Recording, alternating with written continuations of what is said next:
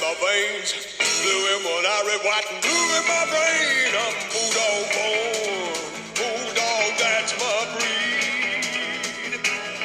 I was born to follow where the Bulldogs lead. Welcome to another episode, ladies and gentlemen, of Inside the Kennel. And to introduce our VIP guest today, it's the legend himself. The man who had the moves like Jagger on and off the field. It's the Kennel Master, dancing Dougie Hawkins. Matty, how are you, Matty? Great to see you. Yeah, great to see you too, Dougie. And do you know what? You're going to be up and about today because we've got one of the greatest Bulldogs of all time in the hot seat. One of your favourites. It's Rowan Smith. Wow, Matty, the great Rowan Smith. Now, Matty, you might be able to help me here. He actually wore number 5. Now, he wore a higher number. Is that fair to say, Matty? Can you? 31. He did wear 31. Yep. 31, come with the long black hair. And is he Willie boy? Where did he come from? Yeah, so he was born in Altona, but he played for Kingsville. He played for Kingsville in the Footscray District League. Yep. And I was one of his favourites, I think I would have been when he was a kid growing up there, old Bubba. Geez, I remember him when he arrived, Matty, on the scene. And when he first started, he was only 18, 19. And I reckon in 94, when I broke Ted's record, I started on the bench with Bevo and Steve McPherson. And I reckon Gary Ablett ran into Bubba Smith. And I reckon he'd done his collarbone. You remember this, Matty, and Bubba was carted off and I come on. So if it wasn't for Smitty getting skittled by the great Gary Ablett, Hawk might have been still on the bench for half time, who knows. So that day at the Whitten Oval in front of 25,000, Bubba got skittled by Gary Ablett and I come on. You come on and I think you got a vote, a Brownlow vote, didn't you? I did. No, I played very well, Matty, compared to what I did the week before with 1 quarter. What do you do in 1 quarter? So I think the writing was on the wall there for Dougie. But talking about Bubba, mate, terrific young kid. The thing I liked about him, particularly in the early days, his ability to run and carry. He was quick, and he has a beautiful kick. Like he kicked the ball 60 metres. I mean, he could go short to a target if he had to. But I used to love Bubba, watching Bubba come off a half-back flank. Wearing the number 31, you're right, Matty, the 31. As a young boy, just starting out with the Johnsons and the West and all these sort of blokes and Darcy and that. And but he just arrived and he belonged. The kid belonged pretty quick. He grew very quick and went into the number 5 not long after a couple of years there, Matty, in the 31. Again, he had the ability to kick both feet, good over his head, good below his knees, great balance. And Matty, he grew into the game. He got harder and tougher. Because only young, don't forget. I mean, he was only 17, 18. And he wasn't big and strong, wasn't a big unit. So he got better in that area in strength and his ability to handle heavy knocks and whacks. And he just got better and better and better. And, mate, you know what? He's not far off Grant, Johnson and West. Because the next one's Smith. I put him before Das. How's that? Wow. And I just thought Bubba, a 300-game player. Correct, Matty? Yeah, exactly 300. That was, we needed to get over Collingwood in 2006 in the semi-final. And we did, and he played his final game, the 300th against the Eagles. So, Matty, if you said to Dougie Hawkins in 92 that Rowan Smith's going to play 300, I would probably question it. I'd probably say, geez, he can play 300. But he just got better with games under his belt. He just got stronger. Mate, he was a terrific player. He was in the Fab Four. He was the member of the Fab Four, and that was them 4 blokes. So what was it about him then for him to sort of to improve, as you say? Was it just his commitment? Was he mentored and coached well? Mate, he was a happy-go-lucky bloke. He was happy-go-lucky. He was didn't take himself too serious. But as he just got better, he started to grow, Matty, in self-confidence. He's sort of young bloke. When he was young, he didn't have that, he didn't strut around the joint or didn't have that bit of flair or bit of, have a look at me type of thing. He didn't have that. and he was a bit quieter. And then as he got better and he grew in his own ability and he started to perform and play well, he just went to another level. He went to another level in playing. And mate, he could play anywhere. He could go forward, kick a goal. He could play off a wing, play off half back. If you wanted him to run with a tagger, he probably could do that. Don't think he tagged a lot, if I can remember now, in his 300 games. But again, I'll say it, Matty, it's a full credit to Rowan that he'd gone on and done what he done. To play 300 games of AFL football. And he was All-Australian twice as well, 97, 2003. So, he's done it all. He represented Australia. So 97 All-Australian and Premier League final. We beat Adelaide, we beat St Kilda. There's a winning grand final. Wow. Terry Wallace was the Premiership coach. Yeah. You know what I did very quickly, Matty, on that? I was working for Triple M that day. Oh. And I said, Granny needs to go behind the footy for 5 or 10 minutes just to slow it down. Because he was going, then the other bloke in the goal square, Jarman, was starting to get control of, was it Todd Curley? Not Todd Curley. Was it Curley? Who was fullback back then in 97? Oh, would have been Croft, but Curley was like a back pocket at the time, and I think he did take on Jarman. So I called for Granny to go back behind the footy. And Triple M box laughed at me. Oh, what for? You're 28 points up. I said, mate, this mob's coming. I said, mate, if Granny goes there, mate, they're going to go wide. They're going to go around. They're not going to go down the corridor. They go to the corridor, Granny's going to get it. And we might kick and goal and go 34 points up. And they all laughed at me. And then next minute, bang, bang, bang, bang. If you had your time again, we needed you in the coach's box, not the commentary box that day, Doug. We might have had a premiership.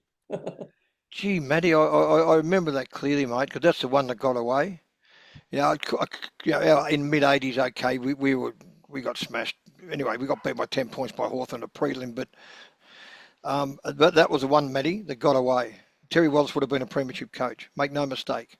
Oh. We hold off and we beat Adelaide. We beat St Kilda. Mate, I got no doubt about that. But Matty, he was a complete player, Rowan Smith. He had great balance, kicked the ball both sides of his body, 60-metre kick, mate. He was just he became the full deck. He started off a bit shaky when he was a kid, but he just grew with confidence. And I watched his development in Rowan Smith. Mate, he was a great player for the Footscray Western Bulldogs Football Club. Oh, great player. Love hearing that, Dougie, coming from you. And do you know what? I can hear him knocking. Good on you, Smitty. Good on you, Bubba. Thanks, Dougie. Bring him in. And then, Matty, bring him in. Get in here, Bubba. Ladies and gentlemen, you asked for him, and here he is. We've got the man himself. It's razor sharp Rowan Smith. Welcome to Inside the Kennel.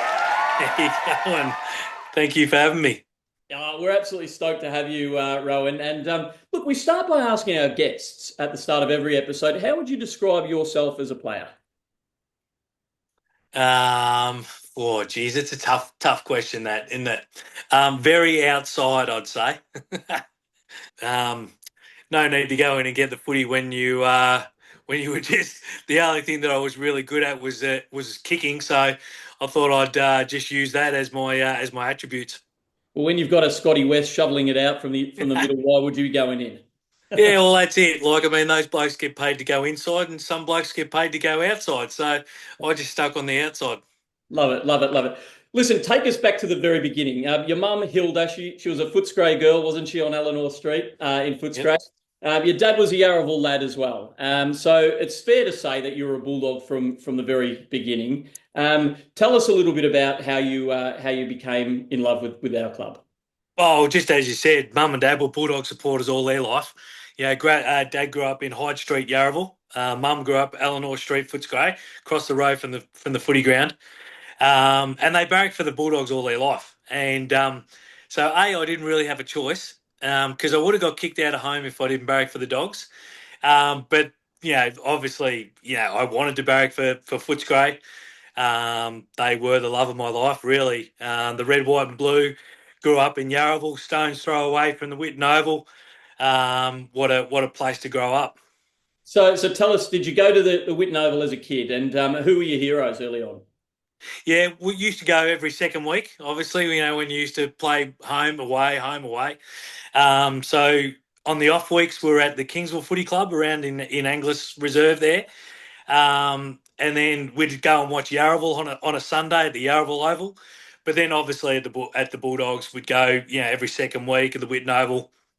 My number one boyhood idol was Doug Hawkins. Kelvin Templeton obviously was a fantastic player when I was younger. But Hawk was the number one. He was just such a special player. Amazing. Well, we're going to ask you a few questions about the Hawk in a moment. He loves you. So you're a Kingswood player in the junior leagues, and it's fair to say that you made a pretty big impact early on. You won a Footscray District Footy League Best and Fairest. Tell us a little bit about your ascent through the ranks. Did you make rep squads, and were there any setbacks along the way? Yeah, well, there was plenty of setbacks. I'll get onto that probably in a minute. But I started on my 8th birthday for the Kingsville Footy Club. I wasn't allowed to play until I turned 8, so that was in the under 9s. That was a rule that Mum put in place that I had to be 8 before I started.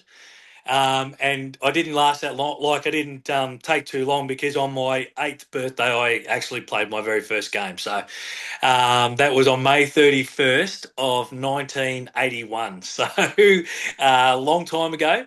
But yeah, just played at the Kingsville Footy Club. Tried out for the FDFL, representative sides, got knocked back a couple of times. And then played a couple of representative games. And then I think it was, the under 16s, I think, or under 15 FDFL side. Gary O'Sullivan, who was a recruiting officer at the Bulldogs, was our coach. Oh. And I played all right, and I got invited to go down to the under 19s, and that's really when it started.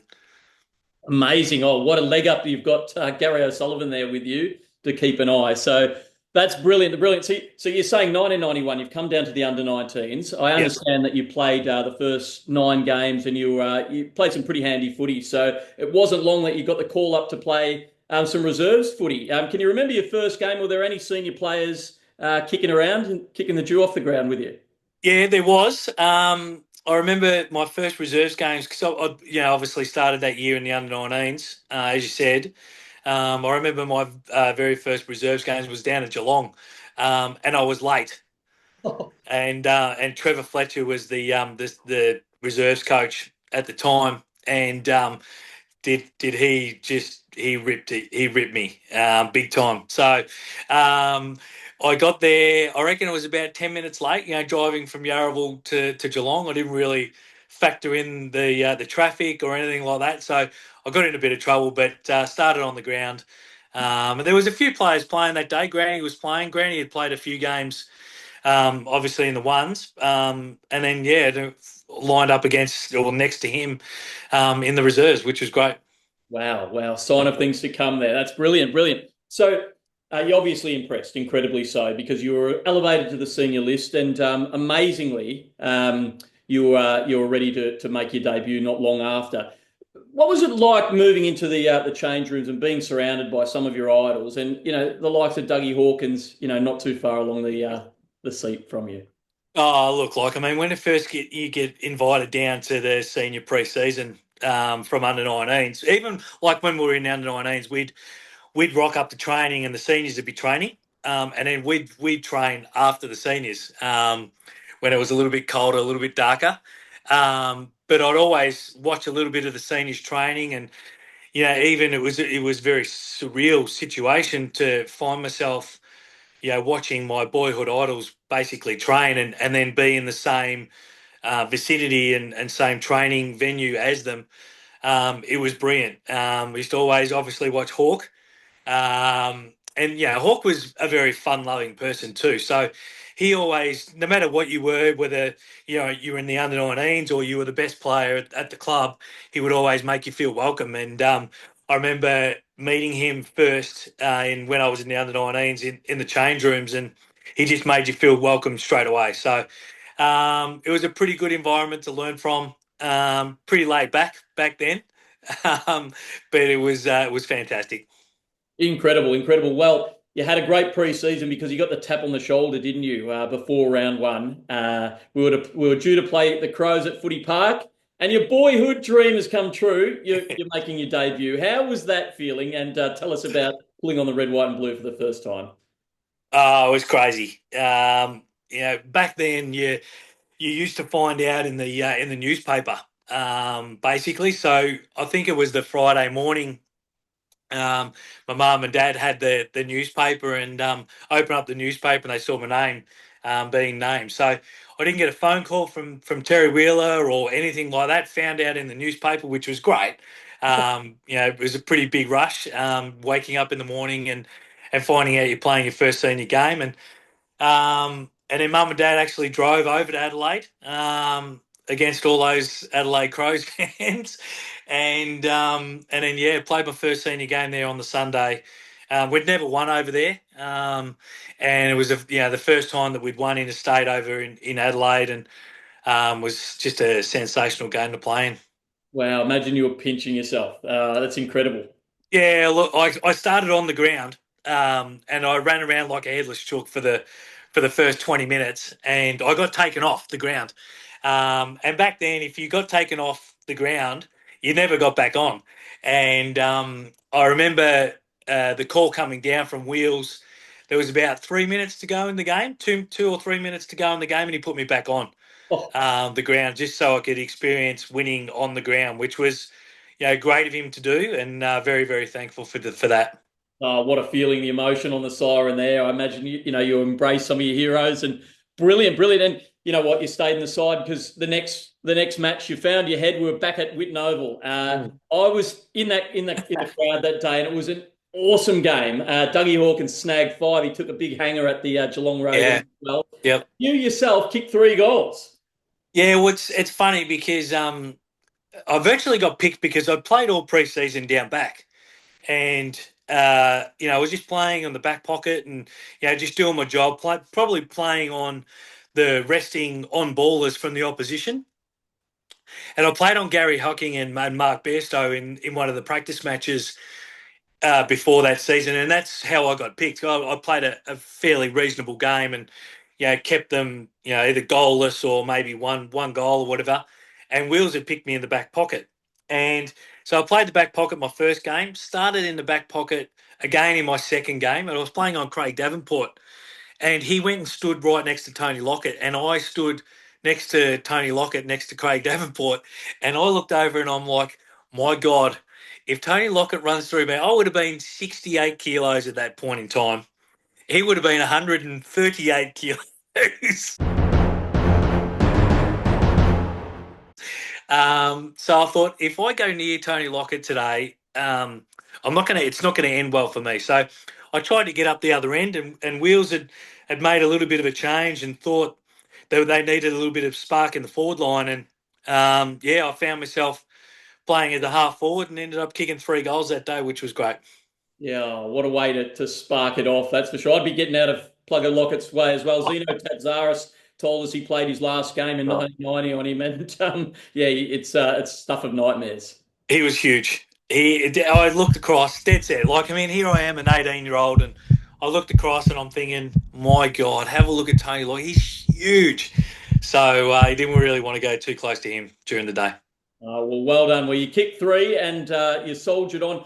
We made it to finals that year, didn't we? And it was the first time since 1985 that we'd made the finals. You played some scintillating footy, but you found yourself not in the team at the end of the year. I imagine that was quite frustrating, but also did you sort of feel that you were excited to be sitting in the grandstand almost like a fan again watching us? Yeah, I'd hurt my hamstring maybe a couple of weeks before the end of the season, and I just found myself that I couldn't get back in the side. And we'd lost the first final against Geelong, and then we played St Kilda, and I thought I might have been a chance to get in, but I couldn't get in. And then I played a fairly reasonable game in the twos finals, and we'd beaten St Kilda in that first final. So I didn't think they were going to make too many changes. I didn't find myself in that preliminary final team. So a little bit disappointed to not, obviously you playing finals is one of your one of your aspirations. But I suppose in your first year of footy, you're a little bit naive as well. And I played 14 games. And I thought that was pretty good. But looking back, I was really disappointed that I didn't end up playing the finals. Yeah, it was an exciting time as a supporter. I remember that, and it didn't take long for you though, did it, to start establishing yourself? You started to get a little bit of a roll on in '93 and '94, But your mentor there, Wheels, he was sacked during this time, wasn't he? And we ushered in a new coach, Alan Joyce. How was that appointment? Did anything change in terms of your role or the club's fortunes with that happening? Yeah, I found myself probably being a little bit stale, and I was probably in a little bit of a lull. And Wheels, to his credit, he was really hard on me, for a good reason. Like, I mean, he saw the good in me, but he thought that I was just coasting and just cruising along and not really dedicating myself and pushing myself too much. So he made me really earn my spot, and he kept me out of the team for certain reasons. And I look back on that, and I probably want to really thank him for that, because it probably made me the player that I was, and made me really work hard and try and be the best I could be every single week. So with Wheels, as I said, I found myself a little bit stale, and then Wheels, which was unfortunate that he did get the flick, but things sometimes happen for a reason and for you. And Joycey came in, and he basically grabbed me and said that he was going to play me down back no matter what. He saw what I could do, kicking wise, my speed, and he really wanted me to hone in on playing down back and playing that halfback role. And it's really when I started to grow as a footballer, and I owe a lot to Alan Joyce. He was outstanding for me. It was fantastic. Well, let's fast forward to round 17 of that season. It was Dougie Hawkins' record-breaking day, and you get to run it alongside your idol out there. He starts on the bench, you start on the field. Yeah. Was EJ around? Did he give one of his rousing speeches? Tell us a little bit about the day. Yeah, look, like, I mean, EJ did speak before the game, and it was those little, the tingles down the spine. He was brilliant, EJ, and for me to play in Hawks milestone breaking game, or it was just unbelievable. You said that I started on the ground and Hawks started off the ground. We played against Geelong that day, and Gary Ablett cleaned me up, and I came off the ground and Hawk went on the ground. And Hawk's probably told this story before. So he always thanks me for getting injured so he could get onto the ground. And I always used to say, look, you're my boyhood idol. I wanted to do something for you, so I got injured and I came off for you. So, but it was a sensational day. Yeah, fantastic. He did tell us that he ended up getting one Brownlow vote, so he was very thankful. He was amazing that day. Very, very good. Yeah, unreal. So you went on to play a number of matches that season, including your first ever taste of it at the highest level in the qualifying final. It was a Titanic game against the Cats. I'm testing your memory. It's 30 years ago. Yeah. But can you remember the feeling of being on the big stage in front of that massive crowd and the epic ending to that clash? Yeah, look, so disappointing. Like that end of the game. I remember vividly the end of the game. Jason Watts gets the ball on the half forward flank. He kicks the ball in. Ball comes down to Richard Osborne, who kicks the goal, and we're in front. And there's not long to go. Like, I mean, it was virtually like the siren's going to sound.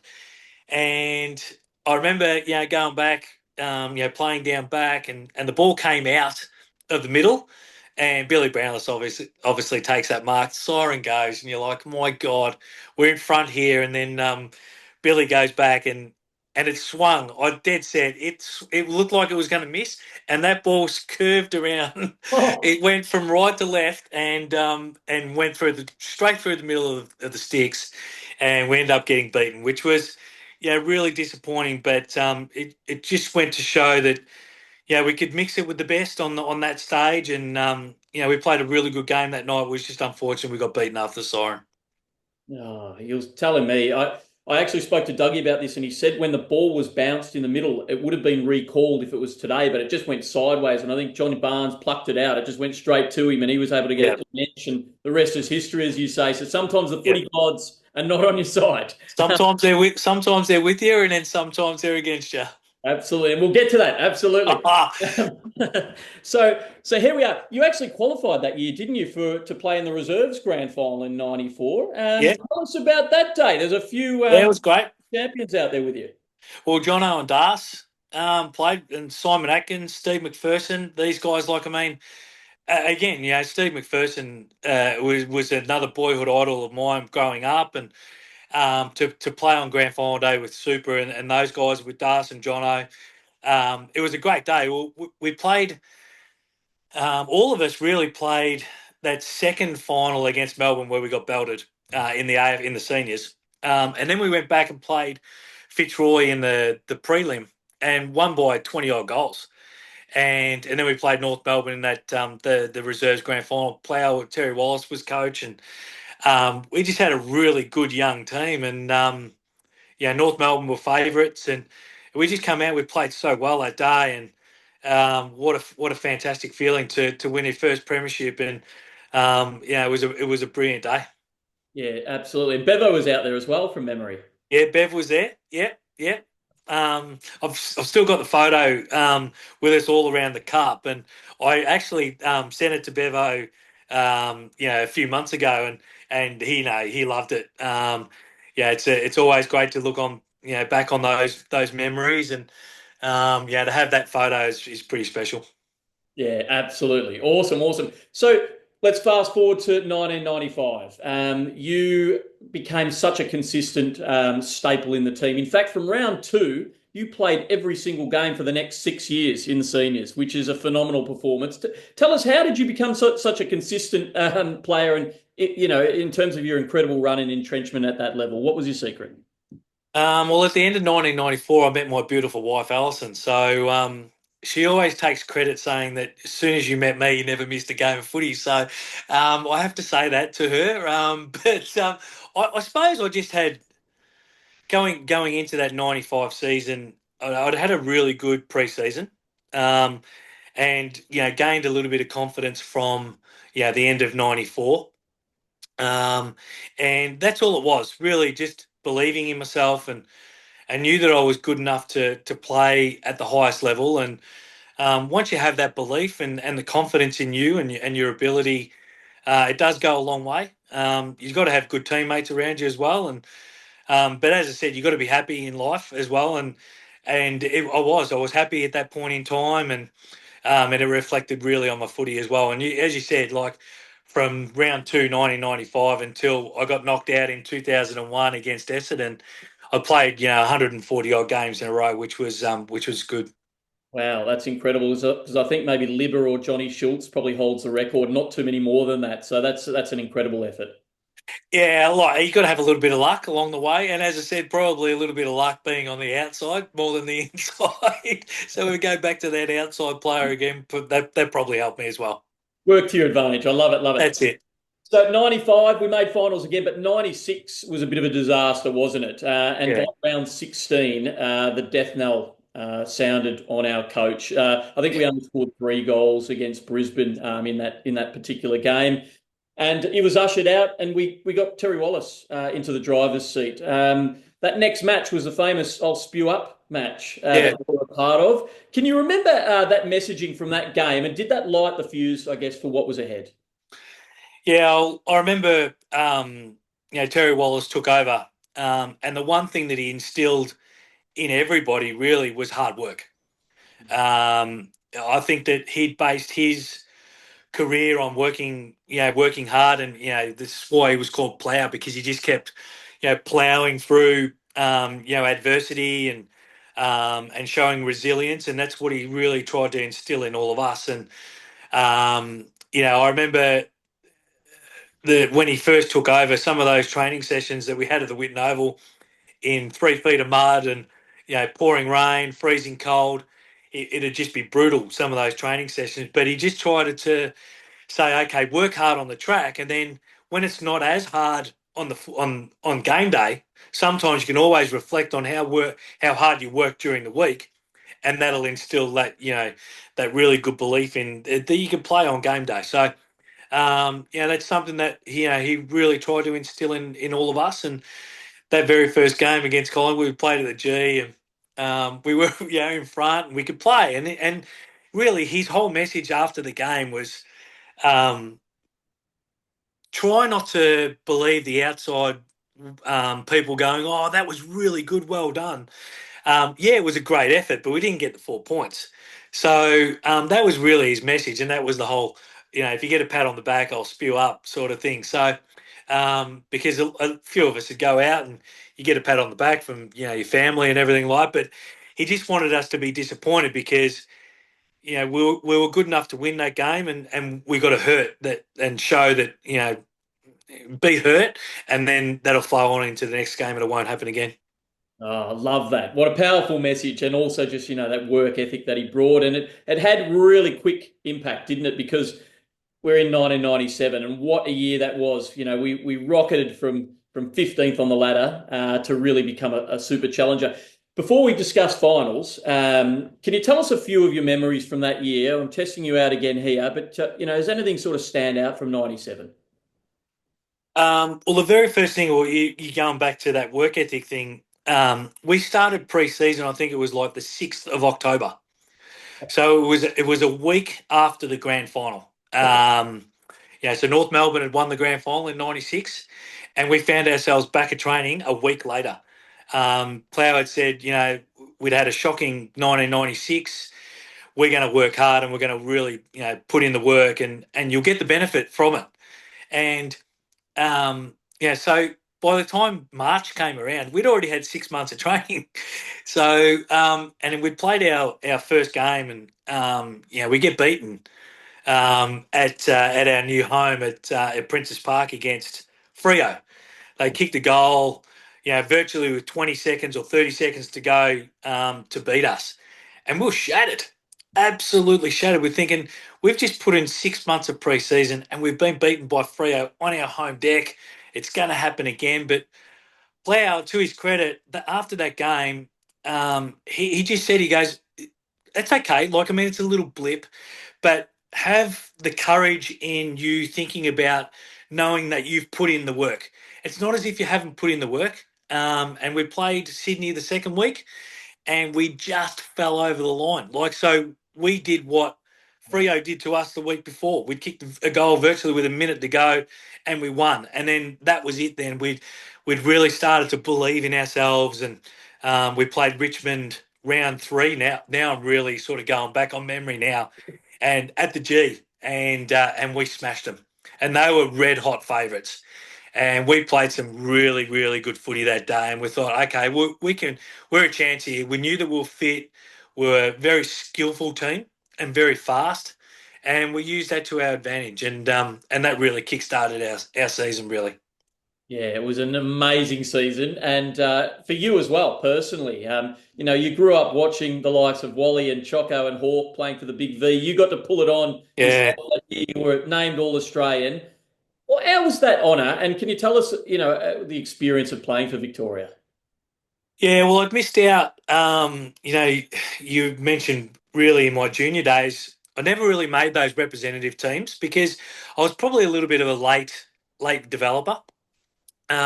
So under 12 schoolboys, under 15 schoolboys, and Teal Cup and that, I was never really good enough.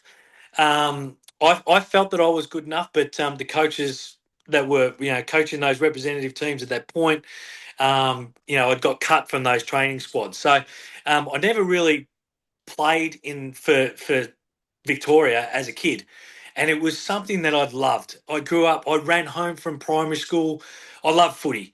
So I'd run home from primary school and remember watching the Big V over in Perth because it used to be on at about 4 o'clock in the afternoon, I reckon, because it was a couple of hours behind. I remember growing up watching those games thinking, I really want to represent Victoria. And so it was a massive goal of mine, and I'd spoken to Terry Wallace about it. And so we'd set it as a little bit of a goal to make the State of Origin squad.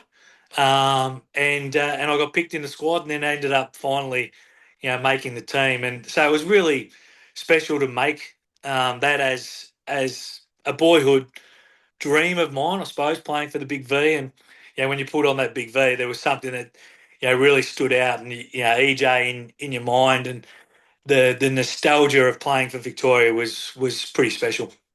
Oh, I'll say, amazing experience for you, and that carried through at club level, didn't it? Because we reached the finals, as you say.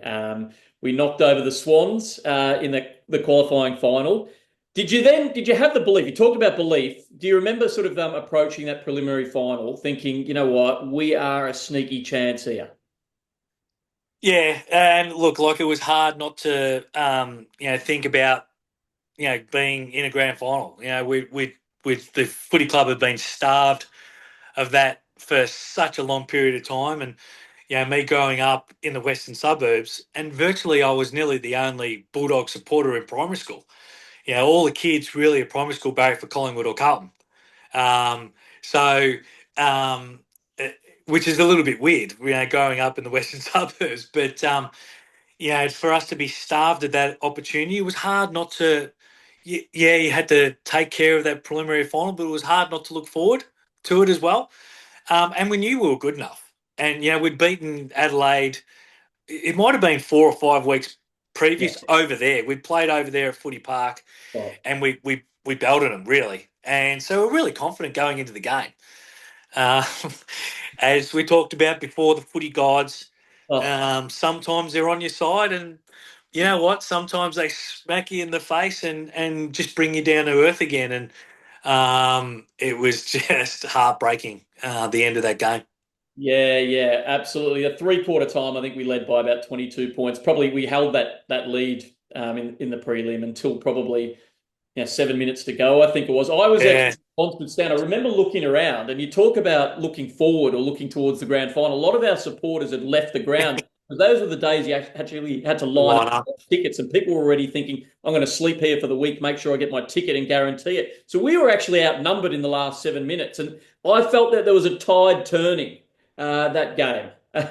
You probably sort of remember it's like opening a wound, I know, Rowan, but we there was the only quarter in the entire season that we didn't score a goal. We kicked six behinds. Yeah, looked like I remember Mark West running into an open goal, misses. Hutto and Granny fighting for the footy, basically fumble the ball over the line, and you're thinking everything is just going against us here. And Tony Liberatore had a shot for goal in this final. How was it from your lens? Brad Johnson swears black and blue it went through. How did it look from your angle? well, look, from my angle, we couldn't really tell, to be honest. But if there's one person that you have to believe in life and in footy is Jono, isn't it? Surely. The guy has never a bad word to say about anyone. Would probably never even told a lie in his life. And he said it was a goal. You have to take it as a goal. But you know what? At the end of the day, the goal umpire said it was a point. So, but look, yeah, Jono always swears black and blue that it was a goal. So I'd have to take his word. I'm on Jono's side. Footy Gods and that goal umpire were coming after you. Yeah, definitely. Yeah, Darren Jarman obviously went berserk, and it wouldn't happen in nowadays because you just put people behind the footy. But back then, you think, okay, they've kicked one, we've got enough confidence in our own ability. We'll kick another one, and it just didn't happen. And look, it's just such an unfortunate thing, and it's nearly how many? Yeah, it's nearly 30 years ago. But it still hurts. It still hurts. You play your whole career really to play in grand finals and premierships, and never have had that opportunity to play in a grand final. Oh my God. I can still remember you just thumping the turf and smashing it. We all felt that pain and that the passion. And you know what? You mentioned your bestie earlier, Jono. He was another Westie who, barracked for the Dogs. I guess there was a real drive for both of you guys, as Bulldog people at the core to try and get that, elusive flag to us. So sort of losing that one. Did you ever call upon for inspiration, the likes of the 1954 or 61 past players to sort of generate that kind of drive? No, we didn't. Back then it was probably we never really did that. We had Charlie obviously around the club a lot. He was such an inspirational person, and such a good person to have around the footy club. His positivity, his he never said a bad word about anything. You could have been beaten by 20 goals and he would always be there in the race waiting for you. He'd be there at training. And so you always had that inspiration really in the back of your mind. But I suppose it was thought about just leaving it up to us now and our legacy and not thinking about the past and whatever. But yeah, looking back, I wish we probably had a little bit of interaction maybe with the 54 and 61 grand final teams, and yeah, it would have been nice. Yeah, absolutely. Well, look, we had retribution on our mind, didn't we? And we had an incredible season in '98 as well. Look, like I mean, as a club in 1998, we had a fantastic season. I think we played North Melbourne in the last round of the year to see who finished on top of the ladder. And North Melbourne beat us in an unbelievable game. Even some of the North players that you sort of catch up with now, and David King always says that was one of the best games that he'd ever played in. It was just a little bit of to and fro. They'd be in front, we'd be in front, and they ended up being in front at the end of the night. So, we had a really, really good season that year. And I remember, playing West Coast Eagles in that very first final, and we ended up winning by, I don't know, might have been 70 or 80 points that first final. And we're thinking, okay, like I mean, last year wasn't our year. This year's going to be our year. And we go out against the Crows in on preliminary final day, and we just didn't play to anywhere near our ability, and which was really disappointing. And that happens in footy. Sometimes you think, okay, we're going really well here, and things just don't go your way. And don't worry, mate. The Adelaide Crows of that 97, 98, they were a good side. We were good too, but they had some superstar players in their lineup, and we just weren't good enough on the day. Yeah, absolutely. I think I remember. Is it right? Am I right in remembering that you played on Matty Rodburn that day at centre half back? Yeah, yeah, I did. And look, he was probably 4 or 5 feet bigger than me. But the thinking of that was Terry Wallace just really wanted me to try and negate him a little bit, bring the ball to ground, and then use my run off him. But it just didn't work. It didn't work that day, did it? But there is some method in that because like we recently had Woody on, and Easton said that Bevo had that sort of same mentality. You work the lines, and if you're the deepest defender, that depend no matter who you're playing on, you use your strengths, and that could have worked on a different day. Yeah, and that's exactly right. Back in those days, really, there was no sort of like a help mindset. So you played on one player and then you just tried to beat him. Where you probably had Woody on and spoken about the way that we would coach our 2016 defenders, and we would always say, okay, you've got to do your job, but then you've got to try and help your mates. Where we probably didn't have that back in the day, and yeah, it just didn't work out that day. Yeah, fair enough. Fair enough. You talked about some of the opponents, and the Crows definitely had an incredible side. Who were your fiercest opponents and your hardest ones over your entire journey that sort of stand out? Oh, Andrew McLeod. We just talk about him. He dead set was seriously the best player that I think I'd ever played against. Wow. He you play against Hurdy, Bucks, Croft, Mark Prosciutto, Vossi, like all these players.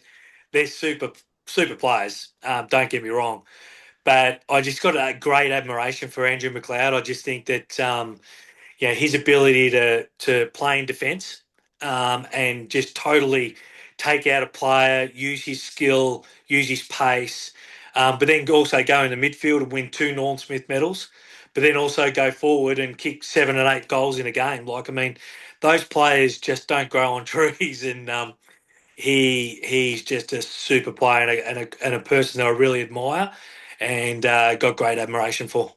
Wow. Yeah, absolutely. He cut us up. So I'm still tortured by some of his performances. That's for sure. Yeah, definitely. Yep. Let's fast forward to 2000. You won the club's leading goal kicker award with 42 goals. What on earth's going Yeah, on for a halfback flanker? How yeah. did this role change? Well, I basically played full forward for the year. Um, I wasn't going that well down back, and um, uh, Terry Wallace basically said, "Okay, well, we've got to think about your attributes and what you're good at." And he just said, "He goes, we're just going to play it full forward, and we'll see how we go." And end up winning the goal kicking, it's just crazy. I think it was 42 or 40 something, 40 goals or something like that. So it's not a lot of goals. Um, and might have been a little bit lucky to win the goal kicking, but it was just a little bit of a role change, and it seemed to work, and played okay. Yeah, love that. Did you have a favourite goal from your career? I know you kicked a few bags of five that year, but over your whole career, does any of them stand out? Um, I think I kicked a goal against Richmond in 1997, and if you ever get a chance to speak to Ben Harrison, who came to us, played for the Dogs. He was playing for Richmond at that point, and he was playing on me. And I ran off half back, got the ball in the middle of the ground. I got a handball. I think I'm not too sure who it was from, and I kicked the ball from actually from the middle of the ground at the MCG, and it went through on the full. Oh, And I ran back past Harrow, and I absolutely give it to him. If there's some vision of it, you can see it. I look like an idiot, and I regretted it so much. But the adrenaline was just pumping at that point in time, and that was one of the good goals. love that. Awesome. I'm going to have a look at that. Thanks, Bubba. Yeah, round 397 it was. All right, that's on my to-do list tonight. Thank you. And I remember another goal that you kicked in that year, 2000. It was against the Bombers in the Unbeatables match, round 21. You kicked the goal after the siren. Can you walk us through the tactical approach of that amazing day and what unfolded? Yeah, Essendon were flying. They'd won 19 in a row, and they didn't look like getting beaten. And everyone was talking about them going through the whole season undefeated and win the premiership. And Terry Wallace was really good at creating a theme for a game. And the theme for the game was Mission Impossible. And so if you think about the Mission Impossible tune, it goes dun, dun, dun, dun, dun, dun, dun, dun. So when we were at training, Terry had plotted this course and a plot about taking Essendon down, and he walked in the change rooms ready to have our sort of team meeting, and he was dressed in this big trench coat with a hat and playing the Mission Impossible theme song. And everyone sort of looked around going, what the hell is he doing? And anyway, so he basically went through the plan, and it was virtually put everybody behind the ball, don't let them score, and at that right time, release the shackles and then try and beat them. And it worked to a T. Absolute. He could not have masterminded that game any better. And it was terrific. It was good to beat them, but you know what? They ended up going on and winning the premiership. So, but look, it was a good game to play in, and it was a pretty good win in the end. Yeah, memorable game indeed. But it's all about finals, isn't it? And Yeah, what that's counts in the it. end. Yeah, and it all comes down to winning the premiership. So, whether we beat them in round 20, it's got nothing. They always say they went on and ended up winning the premiership. And even some of them, I think, have said that it's probably a little bit of a wake up call that they needed. That Right. they just thought they were going to roll through and win everything. And when we beat them, that might have woken them up a little bit and spurred them on to win the premiership. Yeah, absolutely. Now, listen, 2001 to 2004, the club didn't taste much or any finals action, but you established yourself as one of the greats of the club. You were all Australian during that period again, I think 2003. Dougie says you just kept on getting better and better and putting extra strings to your bow as you matured. What sort of things do you think you sort of learnt, and how'd you impose yourself during that period, would you say? Oh, I think it was just maturity. Getting a little bit older, and I just always keep going back to that belief, the belief in you and the belief in yourself and the way that you play. But I look back on those years, 2001 to 2004, and I made All Australian in 2003, but they were such hard years. So I look back and on those years, and you play football for team success, and to play finals and to play in grand finals and to win premierships, and we just weren't playing well as a group. Confidence was low, and it was really disappointing those years to look back on, because as you said, you play footy for team success, and we just didn't have anything that in those years. Yeah. But you know what? We ushered in a new coach, didn't we? Rodney Eade, and he brought with him, I guess, a real insatiable kind of belief that, you know what, if you play to your strengths, we had a fast list, Yeah. didn't we? And things started to change and evolve. Can you tell us how we started to thrive and what adjustments were made during that time? Yeah, well, Rocket sort of looked at the list and the type of list that he had, and he knew he had some talent there, and probably knew that, we're not going to be the most physical team going around because, we had some kids that were really young, but they had some talent, and so he just brought in a game plan that we were going to attack and be fast and be skillful, and he was brilliant, Rocket. He was fantastic, and he brought a real belief to the team. As I said, he brought a game plan and instilled in us to really take the game on, a little bit like Terry Wallace, I suppose, when he first started. And Rocket had the same mindset and the same philosophy of, you sort of play within your strengths, and he certainly pushed that to us, and we started to see some real gains in 2005 and 2006. Yeah, absolutely, we did. So I guess that would have reignited your belief that, you know what, I can be a premiership player.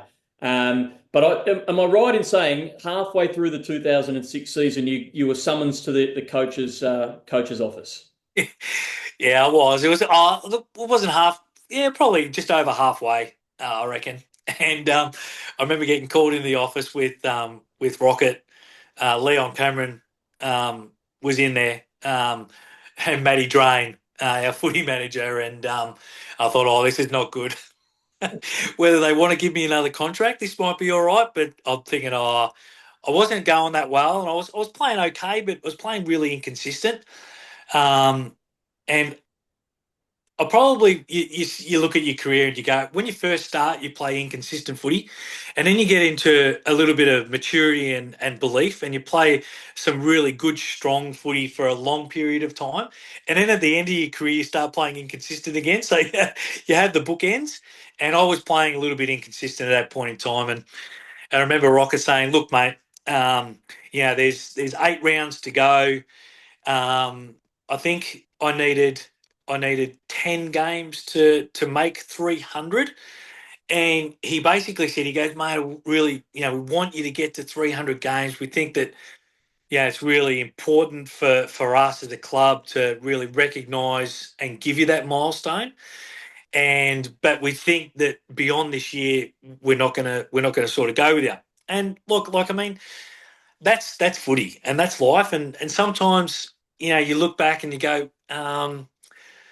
I could have pushed a little bit harder and maybe said, you know what, stuff you, I'm going to keep going. But I thought in the back of my mind, I probably was coming towards the end of my career, and I didn't want to just hang on for the sake of hanging on. And again, we had to win nearly every game, really, or I had to play every game as such, to and then make 2 finals, to play 300 games. So I didn't have to. I didn't get in. I couldn't get injured. Couldn't miss a game, or else I would miss out. And they wanted me to come back the next year, do the preseason, maybe play 1 or 2 games, and then retire. And I'm like, that's not me. I'm just, I'm just not doing that. And if I miss a game and I finish on 298 games and we don't make finals and we don't win a final, that's fine. Like, I feel very lucky and privileged to have played 298 games for the club that I loved. and the club that I grew up breaking for. So for me to get to 300, yes, it would have been special if it happened.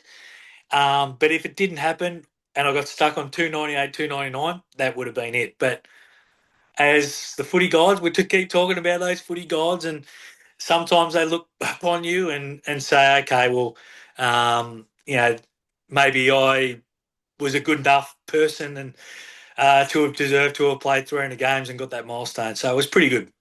Absolutely. Well, the final round of the season, that was your eighth game, so it would have been your 298. We were playing the Bombers, and we absolutely went right down to the wire. It was a shootout. In fact, there were 72 scoring shots, believe it or not, for that match. So, which is ridiculous. Yeah, yeah. So we somehow got the job done, and you must have breathed a sigh of relief. You know, we made finals. You got a sneaky chance to also make the 300th club. But here you are. You return to the MCG in front of a ravenous crowd. What a day it was. What do you recall? Well, I recall driving to the game and my wife in tears. Oh, And I'm looking across at her and I'm like, what are you crying for, love? Like, and she goes, oh, today could be your last game. And I'm like, well, yeah, that's true. It's a reality. But let's be positive, and because Collingwood really they were red hot favourites. And then we're playing on a Sunday afternoon. It was a beautiful day at the G, in front of 80 odd thousand people. It was amazing. So I said to her, I said, okay, well, let's just see how it pans out and let's be positive. And the boys, they were sensational that day. Some of, Mark, I remember Mark Elvey and, Adam Cooney and Ryan Griffin, Farron Ray, these kids, they were superb that day.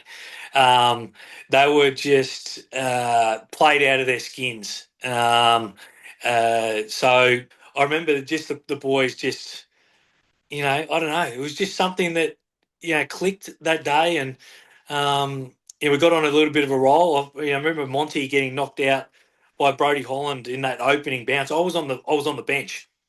Mont got knocked out, came off. I went onto the ground. And then Mont comes back on and kicks 5 that day. What an effort. Like it was unbelievable. And, things just clicked that day and we ended up getting the win.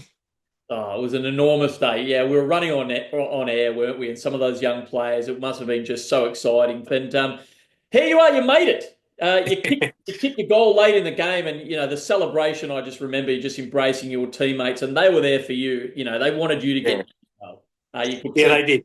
Yeah, they did. And as I said, like, I mean, the players, what they did for me that day was unforgettable, really. And I remember the final siren, and the boys just jumped on me and said, "Mate, you're going to play 300," and it was special, very very special moment. It was very privileged for that day. The likes of EJ and Dougie Hawkins, and maybe Chris Grant, I think were probably amongst the only other people to have made the 300 club, for the doggies. And here's your name, a person who, age 4 or 5 was sliding down, on pieces of cardboard down the hill at the Geelong Road end. Now Yeah, you're representing the club in your 300th with one of your good mates, Scotty West, who's also celebrating it that day. yeah. How was that feeling? Yeah, like, I mean, to play 300 games, as we said before, was pretty special. Flying over to Perth, had all the family and extended family, and we had so many people over there. And we ended up playing against an unbelievable West Coast Eagles team, and they ended up winning the premiership, and they were a very special team. But yeah, to play 300 games was really good. Run out with the kids. We didn't get the win that day, but my last game to walk off the ground, very satisfied with the career, and it was a pretty special day.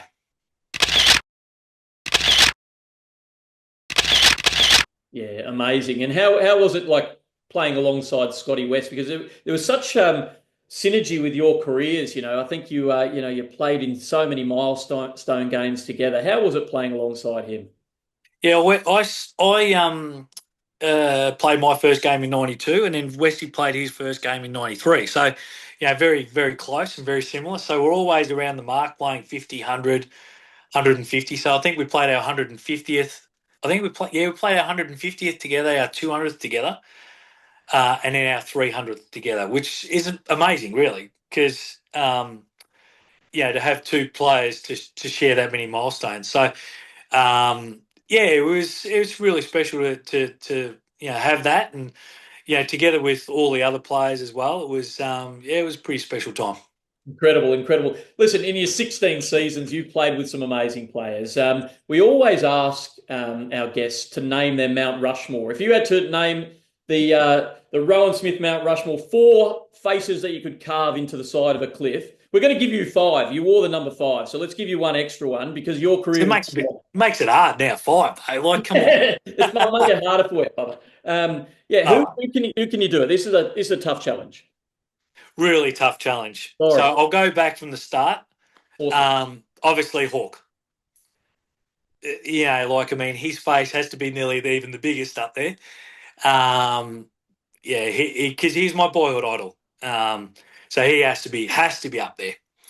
I think Jono.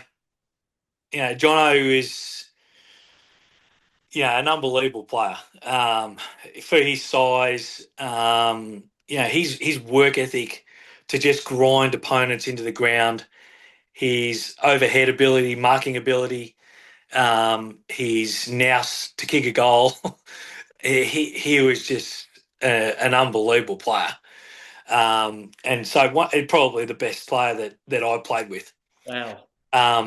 Now, do the players, does it have to be Mount Rushmore that I've played with or I've coached as well?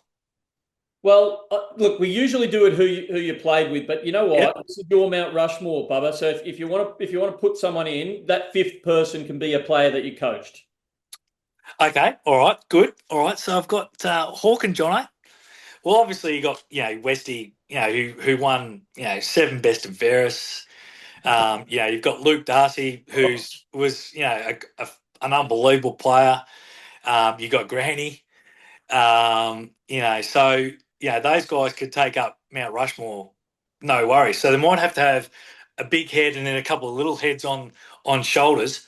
So with those players also, but the number one, the last opportunity for the last player that I want to have on my Mount Rushmore would be Dale Morris. He epitomises a player that just gave everything that he had every single week. Now, some of the players I coached, all Premiership players, JJ, Easton Wood, Bigsy, Matty Boyd, Fletch Roberts, like Joel Hamling, like all my backline boys in that Premiership team could be on Mount Rushmore. So don't get me wrong, but Moz would definitely have to be up there. Oh, how good is that? I reckon we need a few more mountains. We could talk about this all night. That's so good. Can I say every single person who has known Dale Morris just puts his face on their mountain. He, as I said, he just epitomises everything that is the Western Bulldogs / Footscray Footy Club. Every week he went out there and put his body on the line for his teammates, for himself, for his family. That grand final, I still watch a few highlights. Oh. You still get tingles down your spine when he lays that tackle. I tell you, like some of the stuff that I saw as his coach, he's a phenomenal player. One of the best players that I reckon have ever played the game for our footy club. Oh, how good is it to hear that? Thanks, Bubba. Love that. Love it. So you talked about your own personal career coming to an end as a player, but you returned to the Kennel, didn't you, in 2012, in a coaching capacity. How fulfilling was it? You talk about the importance of you giving back to the club, and it's not just about you personally. How fulfilling is that role of you nurturing the next crop to try and win us that elusive flag? Yeah, well, it's something that you look back on, and as a player, I missed out on playing in a grand final and a premiership. So as a coach, you want to do everything you can to give the players that you're coaching the ultimate success. So I left no stone unturned. I had that much passion, care for the players that I coached. I would do everything for them to succeed. And, for us to get that premiership in 2016, to see the looks on their faces at the end of that day, that they finally can climb the mountain and get up on that dais and get that premiership medal and lift that premiership cup. That was everything to me, and that was very, very, very special. Well, we saw your relentless passion, didn't we? You know, you had drive, commitment, and just that love, permeated out of you. And the players always speak of you in that fashion, you just being that energy and that wind behind them. We reached the Holy Grail. Tell us what that achievement feels like, that particular day, and what it means to be a part of that. It fills a void. It fills a massive void because we kept talking about it, and we've been talking about winning. Why you play football is team success, and I've never had that as a player, but to have that as a coach, an assistant coach, it felt so much like an emptiness that I had. It was full. The end of that day was just unbelievable. Again, we talk about you know nothing compares to winning a premiership as a player. But if you haven't had that success as a player, and then you get to have that success as an assistant coach, that's pretty special. Not a lot of people do it. Not a lot of people can, go into the coaching ranks and become a premiership coach or an assistant coach. And it was really, really special. No one can ever take that away from you. So, as I said at the start, it filled a void. There was a massive, big gaping hole, and the final siren of 2016 grand final, it filled a massive hole in the heart. We waited 62 years, and here it is, and you are in the front line of it. Do you realise the gravity of that? Yeah, it's probably more the looks on the faces of the players, Right. and I probably suppose the supporters and family, and the being on the ground after the game and just looking in the stands. It was amazing, really. And some of the stories and some of the videos that people send you about them at home cheering, and that whole month of finals, it's probably never going to be replicated, really. It was a very, very special time for Yeah. a lot of people. Oh, tell me about it. Look, you speak about your special connection with your great mate Brad Johnson, but also you had another partnership, and that was with Luke Beveridge, the coach. It's one that's, I guess, will famously loom in our club history. What was it like working with Bevo? He's unbelievable. He seriously is the best person in football. He's care for you as a person, but his care for his players, the way that he dedicates his whole life for the footy club and for the players, is second to none. He's a special person. It's very, very, very dear to my heart, and I love him dearly. Yeah, well, I can hear the emotion in your voice there, Bubba. It's awesome to hear, and he just spoke so passionately and with care about you as well. So amazing. So is your bond, a lifelong friendship?